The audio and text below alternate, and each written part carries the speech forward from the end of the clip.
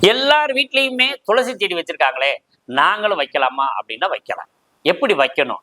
அதே மாரி வட கிழக்கு மூலையில, இதான் ஜலமூலைன்னு சொல்றோம் இல்லையா?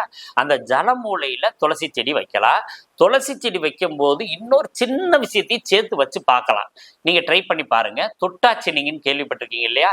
அந்த தொட்டாச்சினியையும், துளசி செடியும் சேர்த்து வச்சோம்னா, நமக்கு மகாலட்சுமி கடாட்சம் உண்டாகும் அப்படின்லாம் பெரியவங்க சொல்லியிருக்காங்க.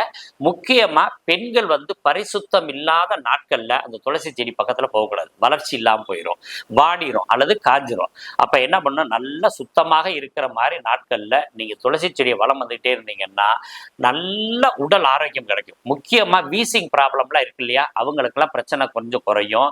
இந்த தைராய்டு பிரச்சனை இதெல்லாம் இருக்குன்னு சொல்றோம் இல்லையா, அது மாதிரி இருக்கவங்களுக்கு குறையும். சுவாச பிரச்சனை இருக்கவங்களுக்கெல்லாம் இது குறையும். இதுல முக்கியமா வடகிழக்குல வச்சிருக்கவங்க வீட்டுல எப்ப இந்த செடி முளைச்சு வளர ஆரம்பிக்குதோ அப்ப இருந்து செல்வமும் வளர ஆரம்பிக்கும்.